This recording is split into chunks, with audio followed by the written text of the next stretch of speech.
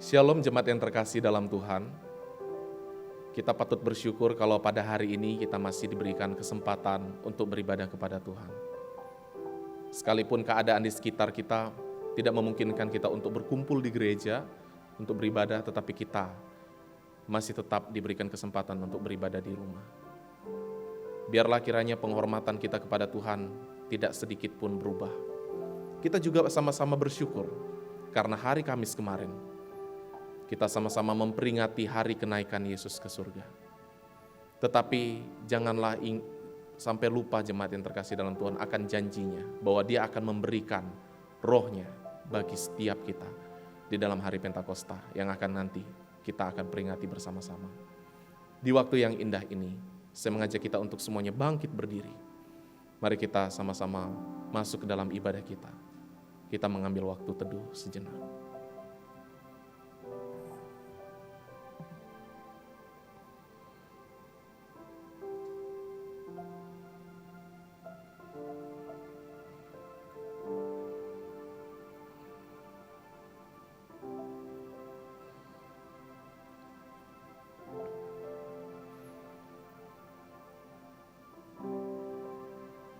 Ibadah kita pada hari ini didasari dengan keyakinan bahwa pertolongan kita adalah dalam nama Tuhan yang menjadikan langit dan bumi dan yang tiada pernah meninggalkan hasil ciptaan tangannya. Kiranya turun atas kita kasih karunia dari Allah Bapa, Allah Putra, dan Allah Roh Kudus dalam ibadah kita. Amin. Sebagaimana yang terambil di dalam Mazmur 145 ayat yang pertama sampai ayat yang kedua berkata, Aku hendak mengagungkan Engkau ya Allahku, ya Rajaku, dan aku hendak memuji namamu untuk seterusnya dan selamanya. Setiap hari aku hendak memuji Engkau dan hendak memuliakan namamu untuk seterusnya dan selamanya. Mari kita berikan penyembahan kita kepada Tuhan seperti rusa yang rindu akan sungai, akan air yang mengalir. Demikianlah hendaknya kita rindu untuk datang beribadah kepada Tuhan. Saya mempersilakan jemaat untuk duduk kembali dan kita memberikan penyembahan kita, menyanyikan satu lagu. Seperti rusa rindu sungaimu. Seperti rusa rindu sungaimu, jiwaku rindu Engkau. Kaulah Tuhan hasrat hatiku, ku rindu menyembahmu. Mari kita angkat pujian ini sekali lagi. Kita katakan, seperti rusa rindu sungaimu. Seperti rusa rindu sungaimu, jiwaku Rindu Engkau. Kaulah Tuhan hasrat hatiku, ku rindu menyembahmu. Engkau kekuatan dan perisaiku, kepadamu rohku berserah.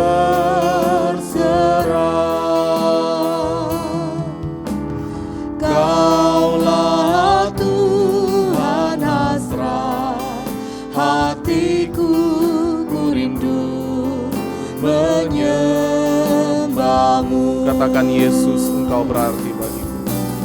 Yesus, Yesus, Kau berarti bagiku.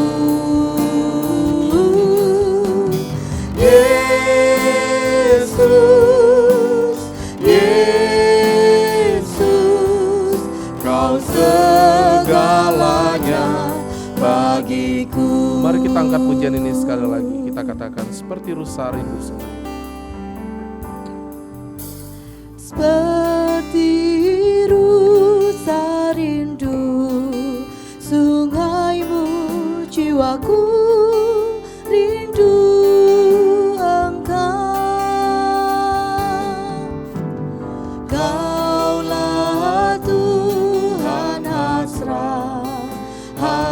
bagiku, ku rindu menyembahmu.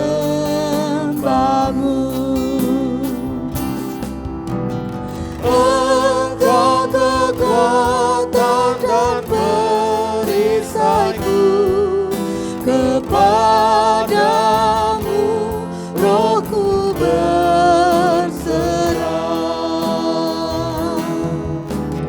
Kaulah Tuhan hasrat hatiku, ku rindu menyembahmu.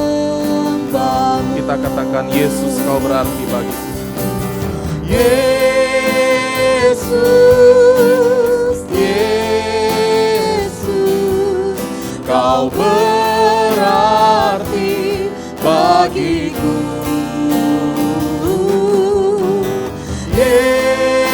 Yesus, Yesus, Kau segalanya bagiku. Yesus, Kau berarti. Yesus, Yesus, Kau berarti bagiku. Oh, Yesus, Yesus, Kau segalanya bagiku.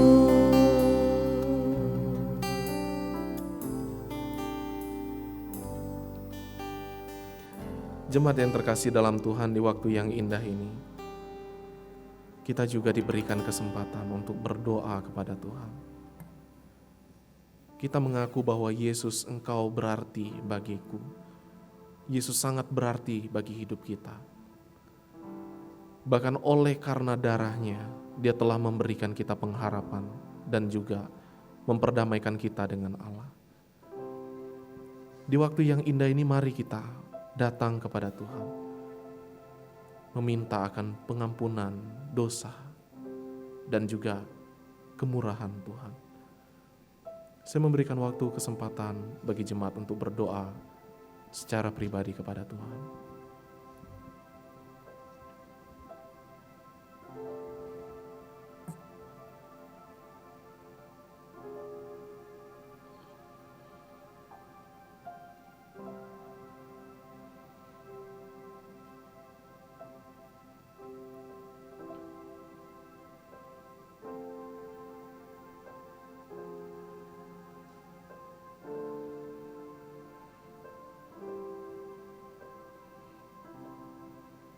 Kami sungguh bersyukur Tuhan, karena Engkau Allah yang begitu baik. Bagi setiap kami yang telah mengaku dan meminta akan pengampunan akan setiap dosa-dosa yang kami lakukan kepadamu ya Tuhan. Kami percaya bahwa Engkau telah mendengarnya dan mau mengampuni akan setiap kami. Ampunilah kami ya Tuhan, dan kami telah juga bersyukur karena Engkau telah memberikan akan roh-Mu bagi setiap kami. Engkau menjanjikan akan memberikan akan roh-Mu bagi kami yang sungguh-sungguh untuk hidup dekat dan juga taat di dalam firman Tuhan. Tolonglah kami Tuhan untuk menjadi anak-anak Tuhan yang sungguh melakukan firman Tuhan, dan juga anak-anak Tuhan yang mengasihi Tuhan. Kami memohon kepadamu ya Tuhan, kami berdoa kepadamu di dalam nama Kristus Yesus. Amin.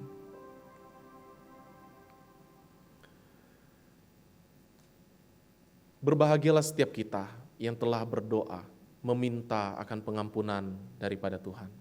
Sebab Allah telah memberikan firman-Nya bagi setiap kita yang sungguh-sungguh mengaku akan dosa dan juga pelanggaran. Terambil di dalam surat kitab Yesaya, pasal yang pertama ayat yang ke-18. Demikian firman Tuhan. Marilah baiklah kita berperkara, firman Tuhan. Sekalipun dosamu merah seperti kirmizi, akan menjadi putih seperti salju. Sekalipun berwarna merah seperti kain kesumba, akan menjadi putih seperti bulu domba. Berdasarkan isi perkataan Allah dalam firman-Nya, maka setiap kita telah memperoleh akan pengampunan daripada Tuhan. Syukur kepada Allah. Jemaat yang terkasih dalam Tuhan, marilah kita juga sama-sama memperhatikan firman Tuhan.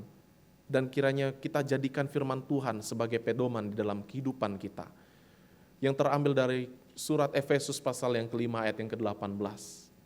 Demikian firman Tuhan. Janganlah kamu mabuk oleh anggur, karena anggur menimbulkan hawa nafsu, tetapi hendaklah kamu penuh dengan roh. Biarlah kita menjadi anak-anak Tuhan yang senantiasa dipenuhi dengan roh, yaitu kita dikuasai, hidup kita dikuasai di dalam roh, yang tentunya berasal dari Allah sendiri, yang diberikan oleh Allah di dalam firman-Nya. Tiba saatnya kita diberikan kesempatan untuk mendengarkan firman Tuhan. Mari kita sama-sama mempersiapkan hati kita. Kita menaikkan satu lagu, Roh Kudus, Kau hadir di sini.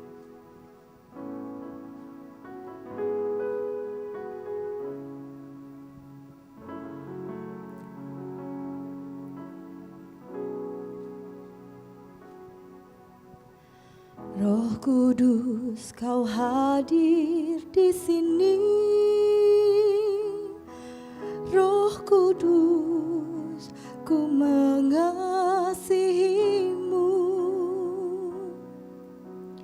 Kau lembut, Kau manis, Kaulah penghiburku, penolongku, diutus Bapakku. Kita angkat pujian ini sekali lagi. Kita katakan, Roh Kudus, Kau hadir di sini. Roh Kudus, Kau hadir di sini. Roh Kudus, ku mengasihimu. Kau lembut, Kau manis, Kaulah penghiburku, penolongku, diutus Bapakku. Katakan, ku buka hati. Ku buka hati untuk Roh-Mu Tuhan. Ku buka hati menyembah-Mu Yesus. Jamahlah kami, penuhi kami dengan kuasa Allah Maha Tinggi. Mari kita angkat pujian ini sekali lagi. Kita katakan, Roh Kudus, Kau hadir di sini. Roh Kudus, Kau hadir di sini. Roh Kudus, ku mengasihimu. Kau lembut, Kau manis, Kaulah penghiburku, penolongku, diutus Bapakku. Buka hati. Ku buka hati untuk Roh-Mu Tuhan. Ku buka hati menyembah-Mu Yesus. Jamahlah kami, penuhi kami dengan kuasa Allah Maha Tinggi. Katakan, ku buka hatiku. Ku buka hati untuk Roh-Mu Tuhan. Ku buka hati menyembah-Mu Yesus.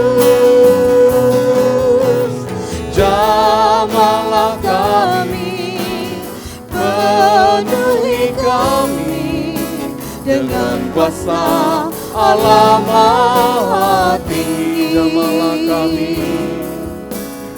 Jamahlah kami, penuhi kami dengan kuasa Allah Maha Tinggi.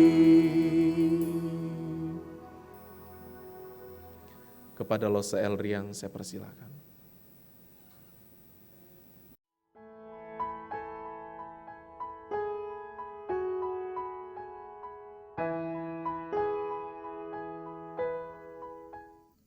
Shalom. Ya, tidak terasa Bapak Ibu Saudara-saudara, 2 bulan sudah kita ibadah mandiri di rumah. Dan tidak terasa pula selama 2 bulan ini kita melewati akan berbagai hari-hari besar di dalam kekristenan kita.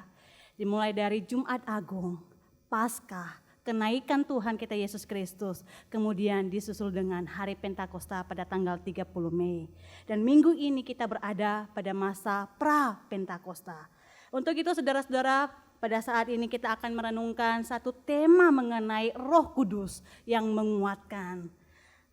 Namun sebelumnya saya mengajak setiap kita untuk menundukkan hati kita, meminta akan pimpinan Tuhan sebelum kita membaca dan merenungkan akan kebenaran firman Tuhan. Mari kita berdoa.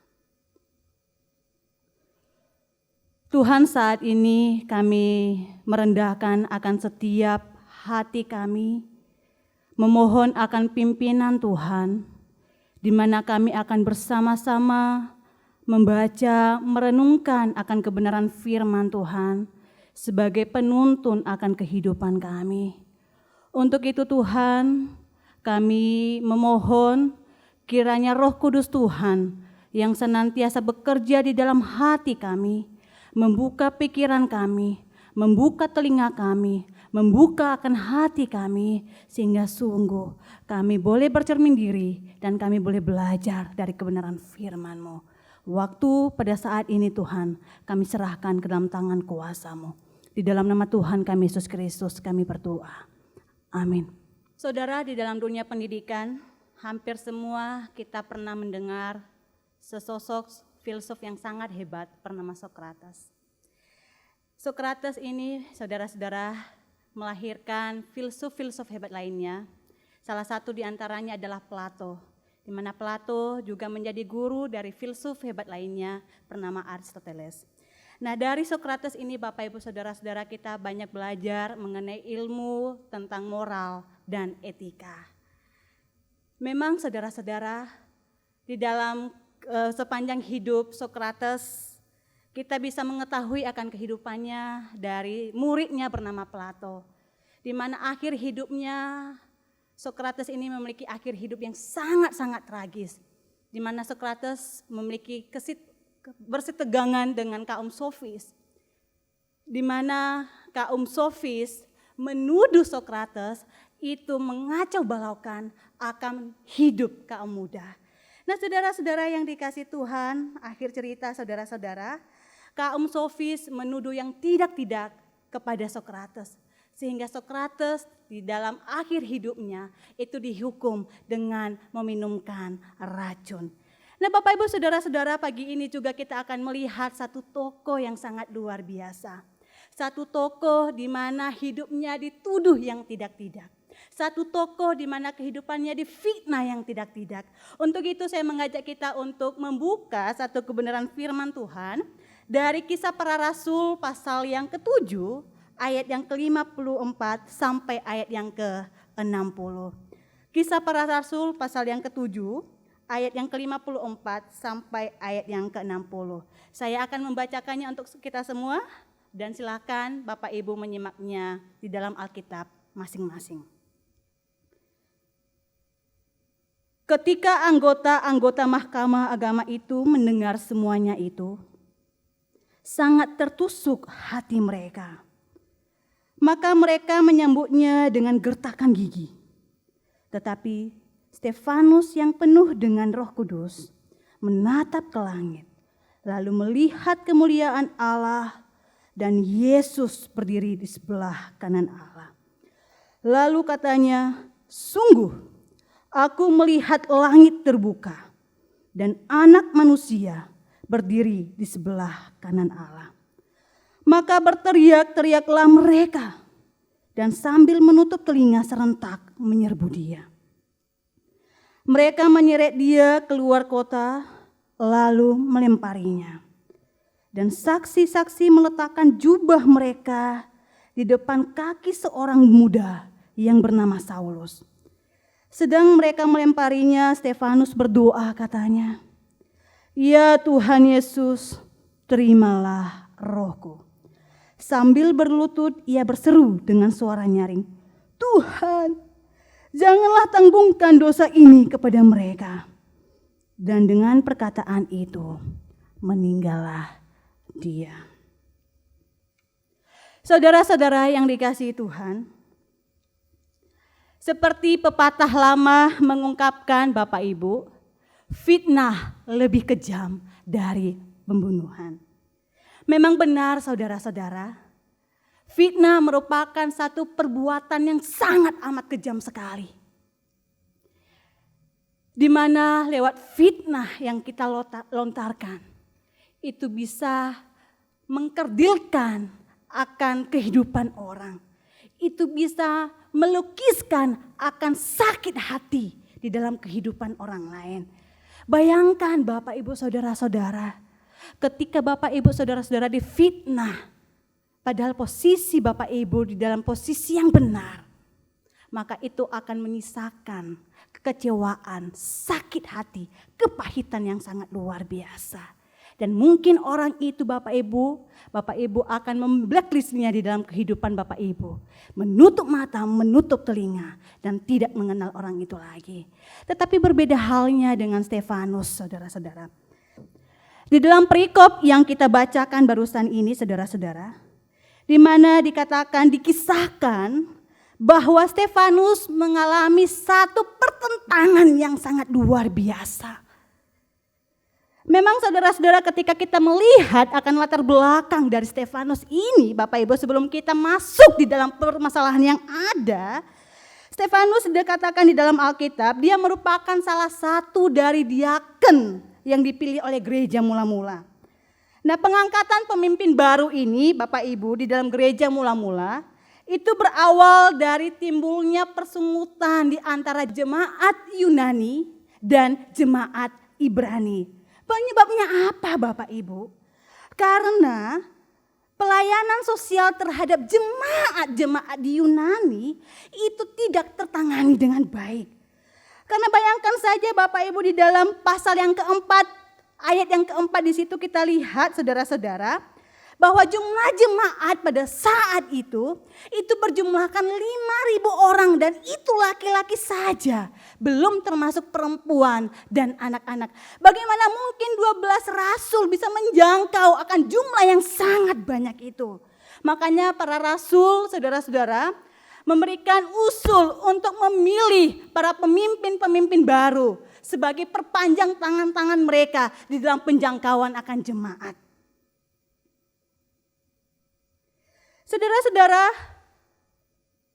di antara 7 diaken lainnya ketika mereka dipilih, memang nama Stefanus sangat terkenal sekali. Ketika kita lihat Bapak Ibu, di dalam pasal yang ke-6, ayat yang ke-8, di situ dikatakan, dan Stefanus yang penuh dengan karunia dan kuasa. Nah Bapak Ibu saudara-saudara yang dikasihi Tuhan, kita lihat bahwa Stefanus, seorang diaken, itu penuh dengan karunia, penuh dengan kuasa. Artinya apa Bapak Ibu? Kehidupan Stefanus itu penuh dengan keintiman dengan Tuhan. Tuhan memberikan karunia dan kuasa kepada Stefanus. Bahkan dilanjutkan di dalam ayat yang ke-8. Dengan kuasa itulah saudara-saudara, Stefanus mengadakan mujizat-mujizat dan tanda-tanda di antara orang-orang.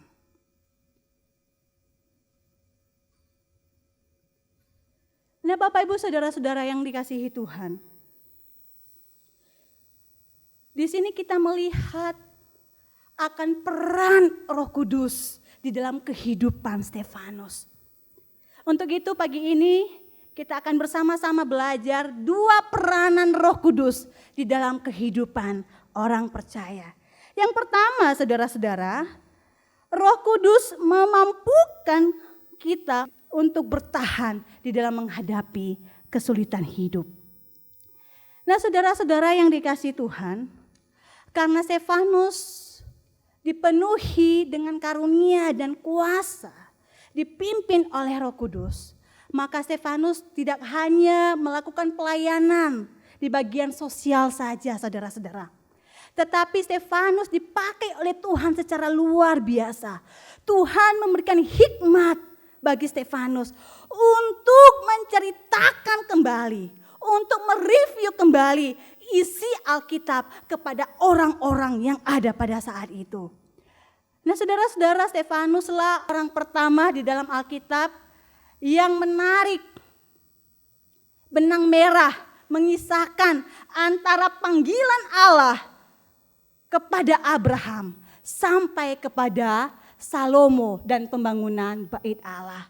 Dan kemudian saudara-saudara berhenti. Kenapa berhenti Bapak Ibu saudara-saudara?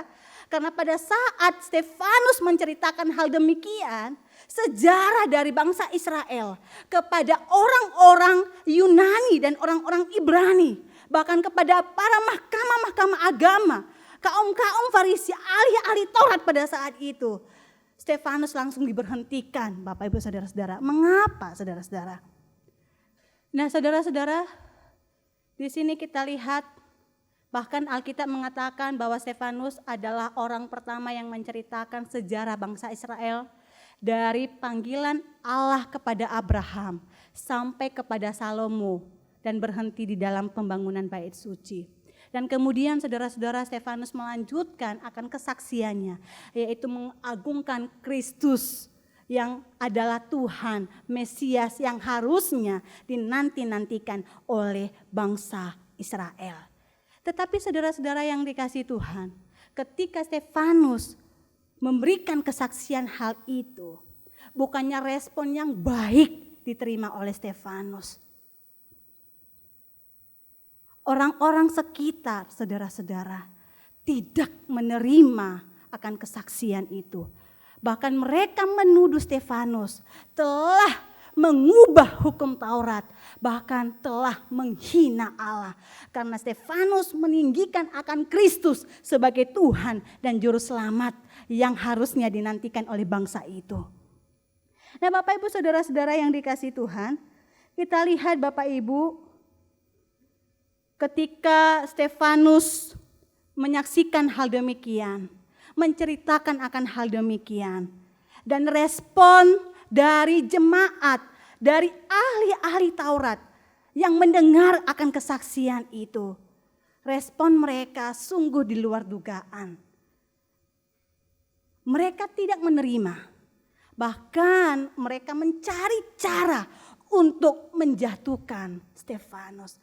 Di sini kita lihat saudara-saudara bagaimana seorang percaya yang dipimpin oleh Roh Kudus, di mana di dalam kesulitan, di mana di dalam pertentangan hidup, persoalan hidup yang dihadapi, Tuhan memimpinnya, memberikan hikmat yang sangat luar biasa di dalam bertanya jawab, bersoal jawab untuk menghadapi jemaat-jemaat itu. Saudara-saudara, mari bersama-sama kita lihat di mana ketika orang-orang itu, saudara-saudara, itu menghasut beberapa jemaat yang ada di sana untuk memberikan kesaksian palsu kepada Stefanus, sehingga nantinya Stefanus diseret, dibawa di hadapan mahkamah agama untuk diadili.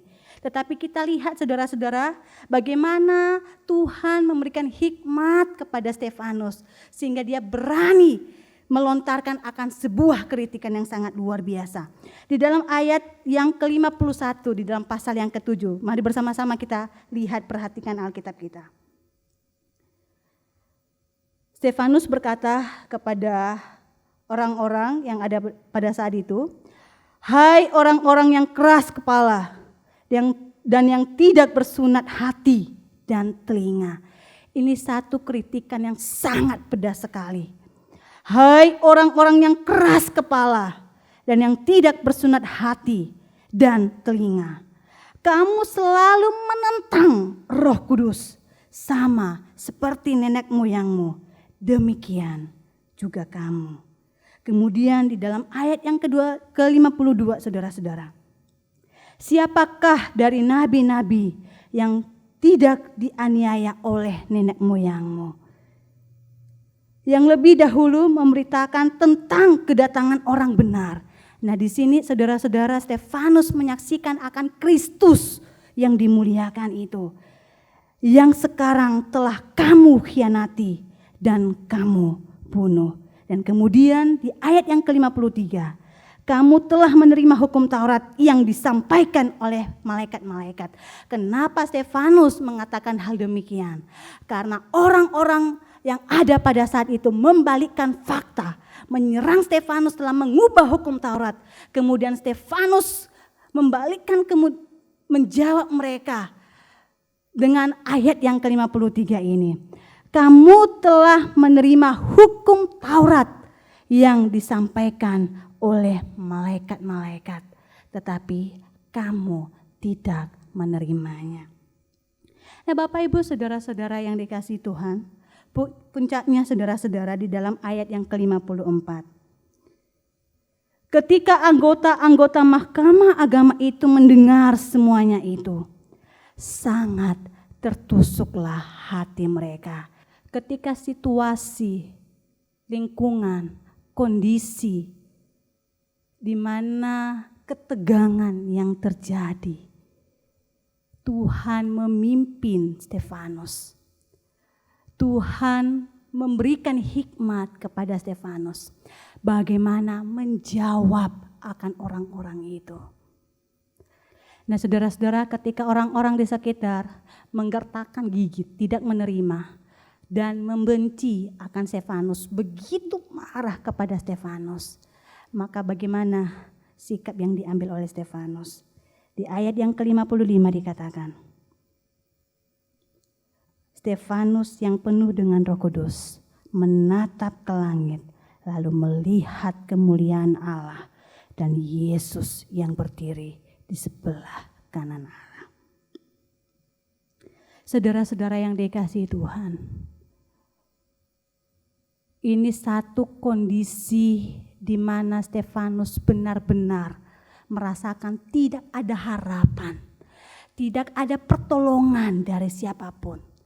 Lingkungan begitu marah, lingkungan begitu membencinya, lingkungan begitu menyudutkannya. Dia hanya menatap ke atas, memohon pertolongan dari atas. Ini rahasia kenapa Stefanus bertahan di dalam kondisi yang seperti itu.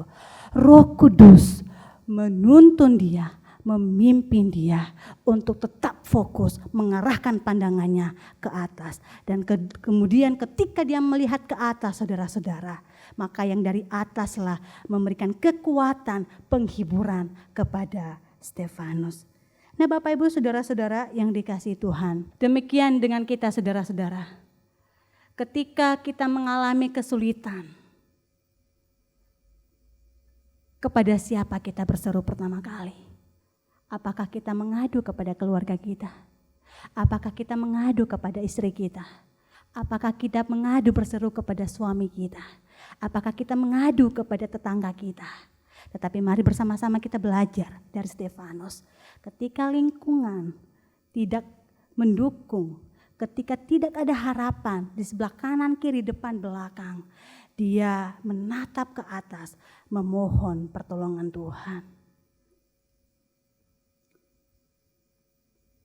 Nah, di sini kita lihat saudara-saudara, adanya penyerahan total kehidupannya di bawah tangan pengasihan Tuhan. Saudara-saudara, kita teringat akan kisah Petrus yang berjalan di atas air. Pada saat Petrus berjalan di atas air, Bapak Ibu, awalnya dia bisa berjalan atau tidak? Tentu bisa.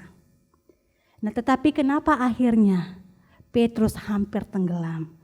Nah, Bapak Ibu saudara-saudara, ketika Petrus berjalan, seketika dia merasakan ada tiupan angin yang sangat dahsyat. Kemudian pandangannya mulai tidak terfokus kepada Kristus. Dia berfokus ke kiri dan ke kanan. Dia berfokus kepada angin yang menghampiri dirinya. Maka dia mulai goyah. Dia hampir tenggelam. Nah, saya bayangkan seperti ini Bapak Ibu. Petrus ini seperti seorang anak kecil yang lagi belajar berjalan. Kemudian Yesus ini seperti seorang ayah yang dihadapkan kepada seorang anak yang lagi belajar berjalan. Nah, saudara-saudara, kalau misalkan kita lihat seorang anak lagi berjalan, Bapak Ibu, pastinya anak itu kita suruh untuk melihat kita. Ayo lihat ke sini, ayo lihat ke sini. Nah, pastinya saudara-saudara, ketika anak itu melihat kita Bapak Ibu, anak itu mulai jalan bukan? Nah, kemudian ketika dia melangkahkan kaki, saudara-saudara, dia melihat sekitarnya, kemudian dia mulai goyah. Kakinya mulai lemas, kemudian jatuh. Kemudian kita semangati lagi, ayo jalan, lihat ke sini, tatap ke sini, tatap ke sini. Kemudian anak itu bangkit kembali. Dia melangkahkan kaki.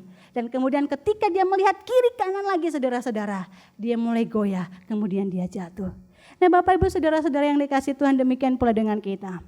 Ketika kita melihat horizontal, ketika kita melihat sekitar kita, ketika persoalan kesulitan hidup yang kita alami, ketika kita melihat dunia ini, maka kita akan mengalami kekecewaan. Dari Stefanus ini saudara-saudara kita belajar, ketika tidak ada jalan kiri, kanan, belakang, depan kita, maka dia mengarahkan pandangannya ke atas karena dia tahu yang dari ataslah yang memberikan dia kekuatan dan penghiburan. Nah Bapak Ibu saudara-saudara yang dikasihi Tuhan, seorang wanita Bapak Ibu itu datang kepada pendeta. Kemudian wanita ini saudara-saudara berkata kepada Bapak Pendeta, Pak Pendeta, saya tidak mau lagi ke gereja ini. Kemudian wanita ini berkata kepada Bapak Pendeta, Pak Pendeta, saya lihat gereja ini jemaat-jemaatnya mulai enggak benar. Jemaat-jemaat wanitanya suka bergosip. Kemudian jemaat-jemaat laki-lakinya hidupnya munafik. Dan para pelayan-pelayan Tuhan hidupnya enggak benar. Dan ketika ibadah, saya melihat beberapa dari jemaat, bahkan hampir sebagian dari jemaat itu bermain HP. Dan saya melihat hal ini enggak benar Bapak Pendeta. Saya mulai enggak nyaman, saya mau keluar dari gereja ini. Kemudian Bapak Pendeta ini berkata kepada si wanita ini, baiklah kalau begitu. Tetapi sebelum ibu pergi, tolong lakukan sesuatu untuk saya.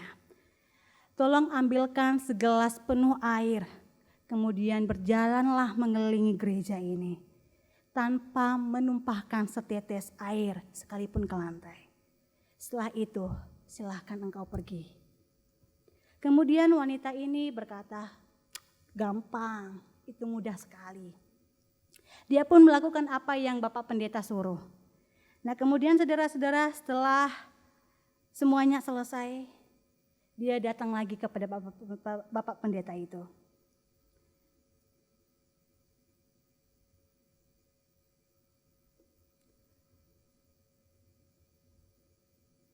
Pak, sudah.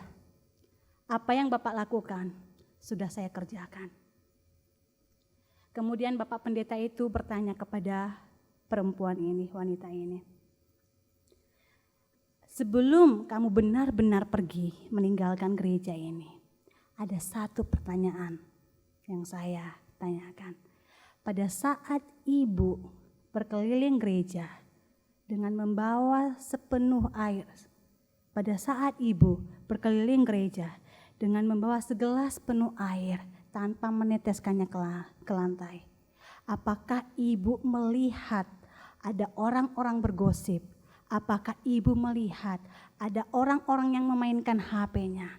Dan apakah ibu melihat ada orang-orang yang berkerumun di sekitar ibu? Kemudian si wanita ini berkata, tidak ada Bapak Pendeta. Kemudian Bapak Pendeta berkata, itu karena ibu fokus kepada gelas yang sedang ibu bawa. Nah Bapak Ibu saudara-saudara yang kasih Tuhan, begitu pula dengan kita. Pada saat kita menghadapi masalah, pada saat kita menghadapi kesulitan, pada saat kita mendengarkan pada saat kita berhadapan dengan orang yang tidak menyukai kita, pada saat kita berfokus kepada lingkungan kita, sekitar kita yang horizontal ini, maka hidup kita akan digoyahkan. Tetapi pada saat kita fokus mengarahkan pandangan kita kepada Tuhan, maka Tuhan akan memampukan kita untuk tetap bertahan kepada prinsip hidup kita. Demikian pula dengan Stefanus, saudara-saudara. Walaupun kondisi lingkungan begitu tegang, banyak orang begitu membenci dirinya, banyak orang begitu marah terhadap dirinya, banyak kesaksian-kesaksian palsu yang dituduhkan kepada dirinya. Tetapi satu hal yang diyakini oleh Stefanus, dia mengerahkan akan pandangannya kepada Tuhan dan tidak membalas hal demikian. Dan kita lihat saudara-saudara di dalam hal ini Bapak Ibu, seorang yang dipimpin oleh Roh Kudus, selain dia dimampukan bertahan di dalam kesulitan yang dihadapi, maka kita lihat bagaimana Stefanus menyerahkan hidupnya secara total di hadapan Tuhan. Kita lihat lagi respon dari Stefanus. Di dalam ayat yang ke-56 sampai ke-59. Lalu katanya, aku melihat langit terbuka dan anak manusia berdiri di sebelah kanan Allah. Maka mereka berteriak-teriak dan sambil menutup telinga serentak menyerbu dia. Mereka menyeret dia keluar kota lalu melemparinya. Dan saksi-saksi meletakkan jubah mereka di depan seorang muda yang bernama Saulus. Sedang mereka melempari Stefanus, lalu berdoalah Stefanus, ya Tuhan Yesus, terimalah rohku. Pada saat orang-orang memperlakukan Stefanus dengan tidak layak. Pada saat orang-orang melempari Stefanus. Pada saat orang-orang menyeret Stefanus. Maka pada saat itu Stefanus meyakini, melihat bahwa ini adalah akhir dari kehidupannya. Dan kita lihat saudara-saudara satu penyerahan diri total Stefanus di hadapan Tuhan. Kita lihat dari doa yang diungkapkan oleh Stefanus. Ya Tuhan Yesus, terimalah rohku. Satu penyerahan diri total di hadapan Tuhan. Saudara-saudara, kita melihat kalimat ini sama bukan dengan kalimat yang Yesus ungkapkan di atas kayu salib.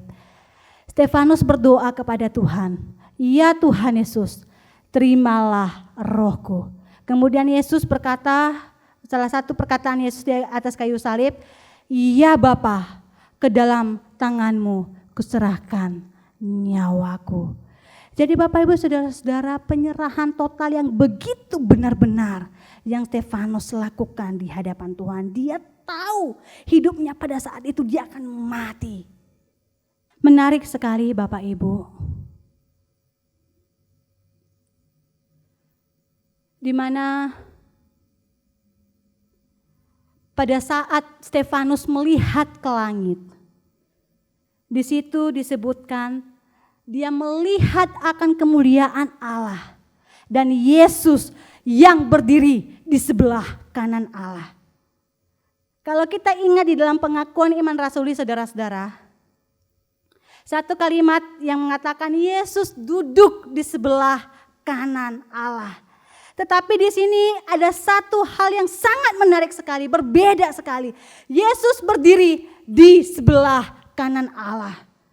Saudara-saudara yang dikasihi Tuhan, apa yang sebenarnya yang terjadi? Jadi pada saat Stefanus dilempari batu, pada saat Stefanus dirajam, dia menatap ke langit melihat akan kemuliaan Allah. Dan melihat Yesus yang duduk di sebelah kanan Allah berdiri menyambut Stefanus.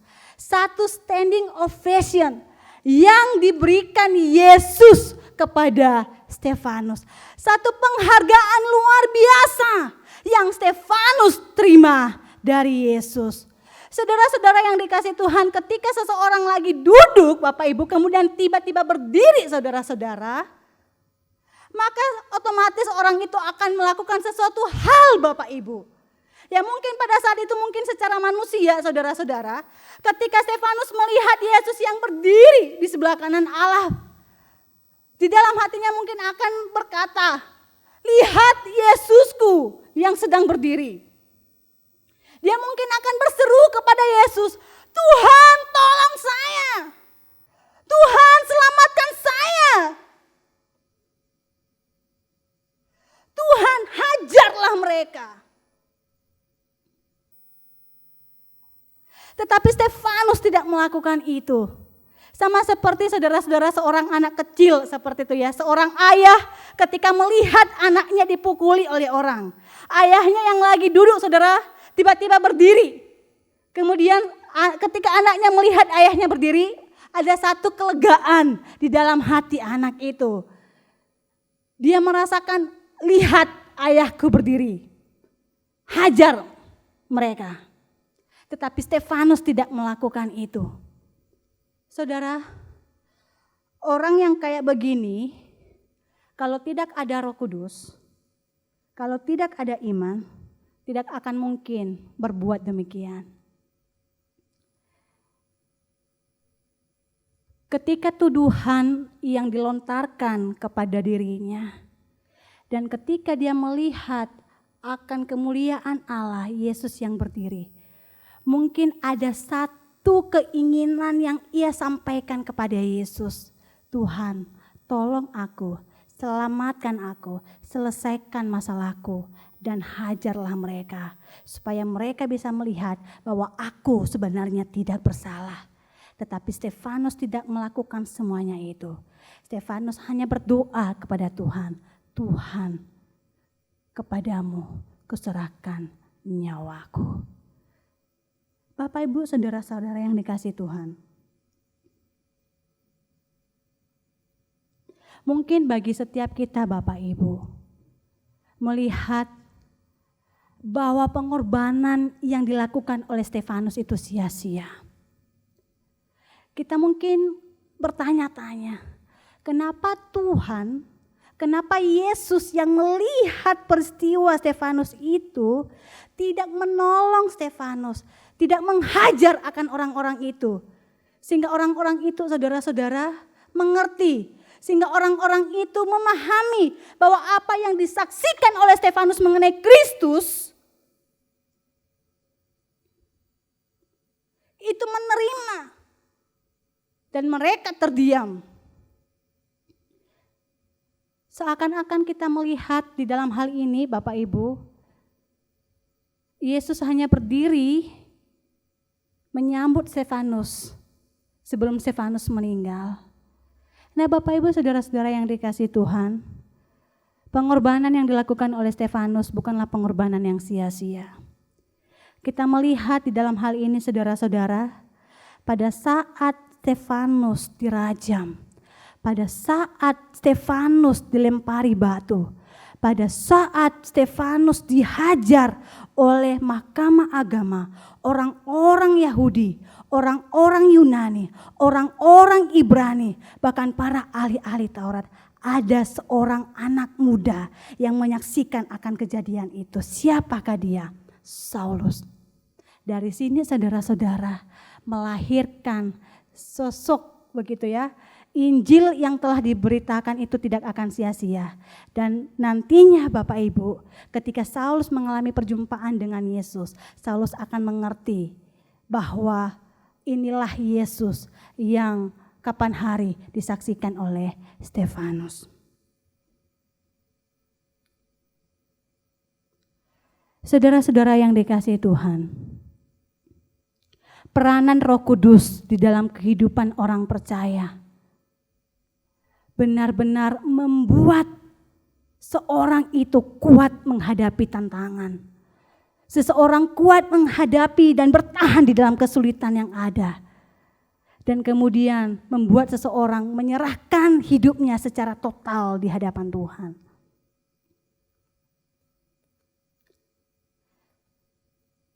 Saudara-saudara menarik Bapak Ibu. Pada saat Stefanus menyerahkan diri secara total di hadapan Tuhan, ada dua pengakuan di dalam doa Stefanus. Yang pertama Bapak Ibu saudara-saudara, ketika Stefanus mengatakan, ya Tuhan, Aku menyerahkan hidupku ke dalam tangan-Mu. Disitulah satu penyerahan diri total di hadapan Tuhan. Satu iman teguh di dalam Tuhan. Walaupun dia tahu bahwa hidupnya akan berakhir pada saat itu. Tetapi dia tidak kehilangan fokus pengharapan di dalam Tuhan. Nah kemudian yang kedua saudara-saudara. Kita lihat di sini Bapak Ibu. Ketika setelah Stefanus berdoa dan berseru kepada Tuhan. Kemudian dia berlutut dan berseru dengan suara nyaring, Tuhan janganlah tanggungan dosa ini kepada mereka. Artinya apa saudara-saudara? Ada pengampunan yang Stefanus lepaskan kepada orang-orang yang menyakitinya. Saudara-saudara, jikalau orang tidak dipimpin oleh Roh Kudus, maka ketika mengalami satu kepahitan hidup di dalam dirinya, maka itu akan memendam rasa amarah yang sangat luar biasa, rasa dendam yang sangat luar biasa. Tetapi Stefanus tidak memelihara semuanya itu. Amarah tidak menguasai kehidupan Stefanus. Dendam tidak menyelimuti hati Stefanus. Malahan dia berkata, memohon kepada Tuhan, Tuhan janganlah tanggungkan semuanya itu kepada mereka. Sama seperti perkataan Kristus lagi-lagi di atas kayu salib. Ya Bapa, ampunilah mereka sebab mereka tidak tahu apa yang mereka perbuat. Nah Bapak Ibu saudara-saudara yang dikasihi Tuhan, mari bersama-sama kita belajar dari kisah Stefanus. Kenapa Stefanus begitu kuat menghadapi tantangan? Kenapa Stefanus begitu fokus menyerahkan seluruh hidupnya ke dalam tangan kuasa Tuhan? Karena dari awalnya Stefanus bergaul akrab dengan Tuhan. Dia dipimpin oleh Tuhan dan hidupnya di bawah kuasa daripada pimpinan Allah itu sendiri. Nah seseorang saudara-saudara yang tidak menyerahkan hidup secara total di hadapan Tuhan. Seseorang yang tidak mau memberikan dirinya, hatinya untuk dipimpin oleh Roh Kudus. Maka saya yakin Bapak Ibu ketika kita mengalami kesulitan hidup, kita mungkin akan menyerah, kita mungkin akan menyalahkan akan lingkungan kita, ataupun kita mungkin akan kecewa kepada Tuhan. Dan ketika saudara-saudara kita tidak menyerahkan hidup kita untuk dipimpin oleh Roh Kudus, pada saat kita mengalami kekecewaan itu, maka amarah, dendam itu akan menguasai hidup kita. Tetapi Stefanus saudara-saudara salah satu contoh dari Alkitab. Bagaimana pada saat lingkungan begitu membenci dirinya. Bagaimana saat dia menghadapi kemarahan luar biasa dari orang-orang sekitarnya. Dia dipimpin oleh Tuhan, diberikan hikmat oleh Tuhan untuk menjawab semua tuduhan yang dilontarkan itu. Tuhan memampukan dia untuk bertahan dalam situasi yang seperti itu. Tanpa melontarkan akan kutukan kepada mereka. Tanpa memohon kepada Tuhan untuk membalaskan perbuatan yang telah dia terima. Tetapi lagi-lagi di dalam hal ini saudara-saudara, karena peranan Roh Kudus dalam kehidupannya, dia tahu begitu persis hidupnya, pelayanan yang dilakukannya adalah pelayanan kepada Tuhan. Dia tidak melihat sekitar, walaupun sekitar begitu mengecewakan. Tetapi di dalam hal ini kita lihat di dalam doa yang diungkapkan oleh Stefanus, ya Tuhan, terimalah nyawaku. Penyerahan total yang benar-benar kepada Tuhan. Ya Tuhan, ampunilah mereka. Jangan tanggungkan dosa ini kepada mereka. Satu pengampunan yang benar-benar tulus luar biasanya. Saudara-saudara yang dikasihi oleh Tuhan, mari bersama-sama kita menyerahkan diri kita untuk dipimpin oleh Roh Kudus. Mari bersama-sama kita menyerahkan diri kita saudara-saudara untuk dituntun oleh Roh Kudus. Dan mari bersama-sama kita menyerahkan hidup kita untuk dikuasai oleh Roh Kudus. Sehingga apapun yang terjadi Bapak Ibu, apalagi di masa pandemi ini saudara-saudara, ya kita mungkin akan melihat seperti itu ya. Mungkin pekerjaannya kita terganggu, ataupun di dalam masa kerja dari rumah, belajar dari rumah, ada kesitegangan yang terjadi antara ibu, anak, suami, istri, bahkan juga pada orang-orang yang ada di lingkungan kita, saudara-saudara. Tetapi mari bersama-sama Bapak Ibu Saudara-saudara kita, ketika kita mengalami kesulitan itu, ketika kita melihat dunia begitu mengecewakan, mari bersama-sama kita mengarahkan akan pandangan kita kepada Tuhan. Hanya Tuhanlah yang memberikan kita satu kekuatan untuk melewati itu semua. Ketika kanan kiri kita tidak ada yang mensupport kita, tidak ada dukungan. Ketika kita melihat depan dan belakang kita, tidak ada solusi. Kita tidak bisa keluar dari lingkaran persoalan kita. Maka mari bersama-sama kita menghadap ke atas. Karena Tuhanlah yang akan memberikan kita kekuatan. Menuntun kita, memberikan kita hikmat bagaimana kita bisa bertahan dan melewati akan persoalan-persoalan hidup yang ada, yang kita alami saat ini. Saudara-saudara, mari bersama-sama kita mengoreksi akan setiap diri kita. Apakah selama ini kita telah menyerahkan diri kita untuk dipimpin oleh Roh Kudus? Apakah selama ini kita telah menyerahkan hidup kita untuk dituntun oleh Roh Kudus? Dan apakah selama ini kita telah bergaul akrab dengan Roh Kudus? Dan itu kelihatan saudara-saudara ketika kita mengalami akan kesulitan-kesulitan. Roh Kuduslah yang akan menguatkan kita. Sama seperti Stefanus. Roh Kudus memimpin Stefanus, memberikan hikmat kepada Stefanus.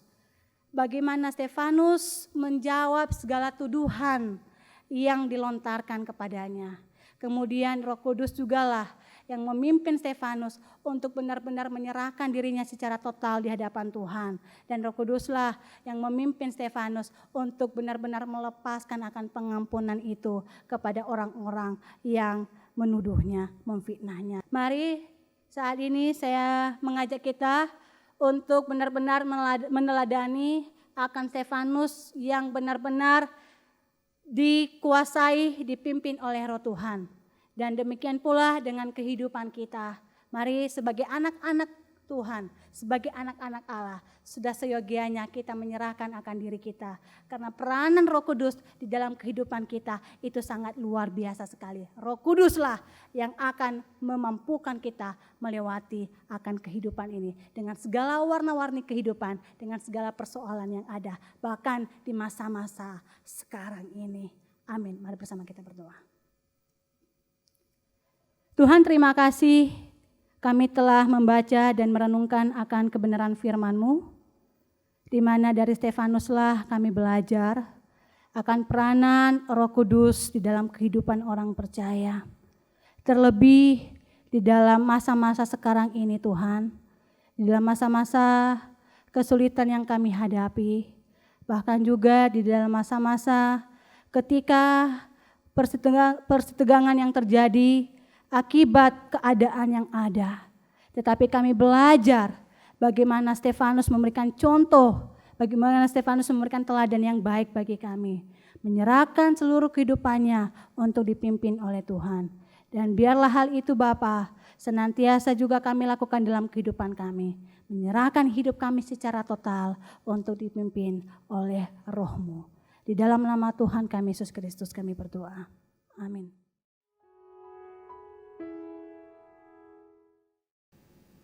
Terima kasih untuk Lause El Riang yang telah menyampaikan firman Tuhan. Kiranya Tuhan Yesus memberkati. Saya mengajak untuk jemaat semua bangkit berdiri. Kita akan menyatakan pengakuan iman kita bersama dengan umat di sepanjang abad dan di segala tempat. Kita mengikrarkan pengakuan iman rasuli. Hendaklah setiap orang percaya berkata demikian. Aku percaya kepada Allah, Bapa yang Maha Kuasa, Khalik langit dan bumi, dan kepada Yesus Kristus anaknya yang tunggal Tuhan kita, yang dikandung dari Roh Kudus, lahir dari anak darah Maria, yang sengsara di bawah kepemerintahan Pontius Pilatus, disalibkan, mati dan dikuburkan, turun ke dalam kerajaan maut, pada hari yang ketiga bangkit pula dari antara orang mati, naik ke sorga, duduk di sebelah kanan Allah Bapa yang Maha Kuasa, dan dari sana ia akan datang untuk menghakimi orang yang hidup dan yang mati. Aku percaya kepada Roh Kudus, gereja yang kudus dan am, persekutuan orang kudus, pengampunan dosa, kebangkitan tubuh, dan hidup yang kekal. Amin. Jemaat dipersilakan duduk kembali. Jemaat yang terkasih dalam Tuhan, demikianlah firman Tuhan tadi yang telah mengingatkan kita. hendaklah kita menjadi anak-anak Tuhan yang senantiasa hidup di dalam roh. Dan biarlah roh itu terus menguatkan kita, dan karena roh itu memberikan kekuatan dan juga iman yang teguh, karena kita mau hidup selalu bersandar kepada Roh Kudus. Dan biarlah firman Tuhan menguatkan dan juga mengingatkan bagi setiap kita. Untuk itu mari kita menaikkan satu lagu yang mengatakan, api Roh Suci bakar hatiku.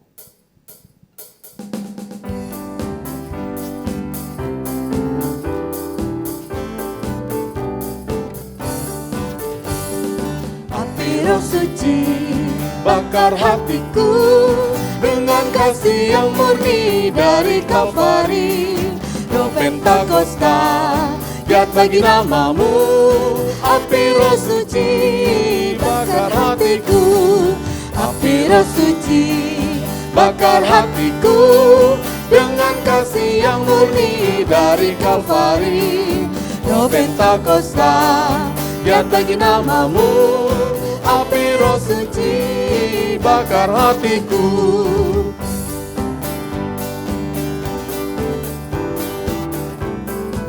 Kita angkat pujian ini sekali lagi. Api Roh Suci bakar hatiku dengan kasih yang murni dari Kalvari.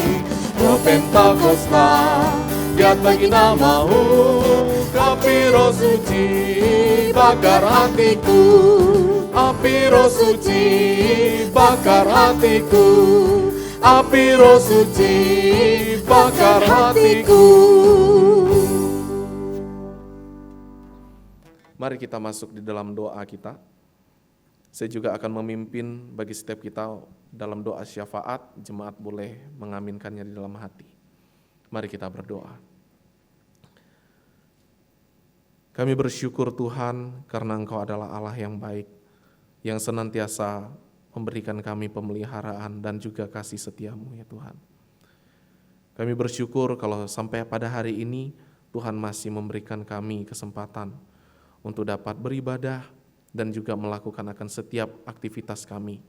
Kami bersyukur Tuhan untuk semua kebaikan dan juga semua berkat-berkat yang Tuhan cukupkan bagi hidup kami. Pada hari ini Tuhan kami boleh memberikan persembahan. Kiranya Tuhan boleh menjadikan persembahan ini sebagai keperluan dan juga kemajuan bagi gereja di tempat kami, yaitu GKT Betani. Menyerahkan ke dalam tangan-Mu juga Tuhan untuk beberapa hal yang menjadi pokok doa kerinduan kami. Kami terus berdoa ya Tuhan untuk wabah virus corona yang masih melanda di daerah kami, di negara kami. Kiranya Tuhan menyatakan akan kemurahan dan juga kuasa-Mu, sehingga untuk penyebaran virus corona ini semakin lama semakin berkurang. Dan juga kami berdoa teringat akan setiap orang-orang yang terkena akan virus corona ataupun orang yang sedang di dalam pengawasan. Tuhan kiranya dapat tolong mereka supaya diberikan kemurahan-Mu akan kesehatan, mereka boleh diberikan kekuatan. Kau berkati akan setiap obat-obatan maupun makanan yang dikonsumsi, kiranya itu menolong mereka untuk semakin hari semakin pulih dan mereka boleh mendapatkan kesembuhan, dan itu berasal daripada Tuhan. Berdoa juga Tuhan untuk para tim medis dan juga dokter-dokter yang melayani di garda paling depan. Tuhan kiranya tolong mereka akan perlindungan dan juga berikan mereka hikmat mental yang kuat dalam menghadapi setiap tantangan tugas-tugas mereka. Lindungi mereka dari ancaman penularan yang sangat rawan terjadi terhadap mereka. Dan kiranya Engkau boleh menolong mereka, memberikan hikmat-Mu, sehingga senantiasa dapat mengobati dan juga merawat akan setiap pasien. Kami juga berdoa ya Tuhan untuk para pelayan Tuhan yang senantiasa melayani Tuhan di seluruh dunia. Karena akibat akan wabah virus corona ini, kita semua tidak bisa beribadah di dalam gedung gereja, tetapi pelayan-pelayan Tuhan masih tetap setia untuk melayani Tuhan, mempersiapkan segala keperluan untuk beribadah kepada Tuhan. Kiranya Engkau memberkati akan kehidupan mereka. Engkau boleh memperhatikan akan setiap pergumulan-pergumulan mereka. Dan juga biarlah Engkau melindungi mereka dari ancaman-ancaman penularan yang mungkin saja dapat terjadi. Kami berdoa memohon juga kiranya Engkau memberkati akan jemaat GKT Betani. Kiranya semakin hari semakin setia untuk hidup di dalam firman Tuhan dan juga tekun di dalam berdoa.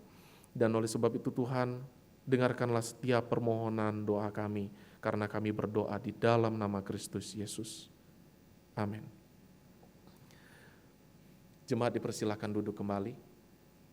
Jemaat yang terkasih dalam Tuhan, mari kita mengakhiri akan ibadah kita. Kita menaikkan pujian doksologi, doa berkat saya persilakan kepada Pendeta Budiono.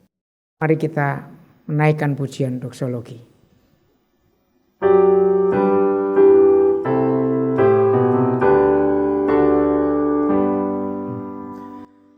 Puji Allah Bapa Putra, puji Allah Roh Kudus, ketiganya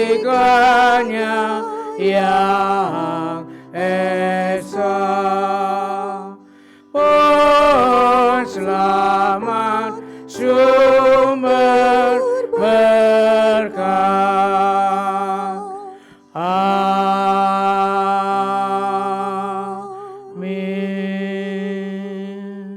Bapak, Ibu, dan Saudara yang dikasihi oleh Tuhan, arahkanlah hatimu kepada Allah dan terimalah berkat Tuhan. Kasih karunia daripada Tuhan kita Yesus Kristus, damai sejahtera daripada Allah Bapa yang melampaui segala akal, penyertaan dan kuat kuasa daripada Allah Roh Kudus, menyertai dan memimpin kehidupan Bapak Ibu sekalian, supaya hidup kita sebagai anak-anak Tuhan boleh terus dikuatkan, dituntun untuk boleh semakin menjadi anak-anak Tuhan yang semakin berkenan di hadapan Tuhan. Mulai dari saat ini sampai Maranatha, Tuhan Yesus datang yang kedua kalinya. Amin. Amin.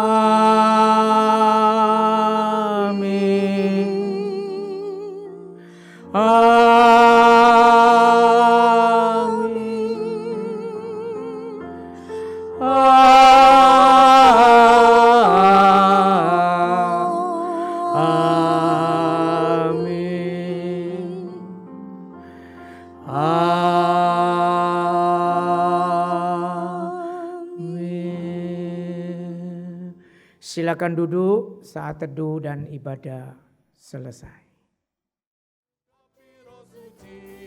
Bakar hatiku, api roh suci bakar hatiku, api roh suci bakar hatiku.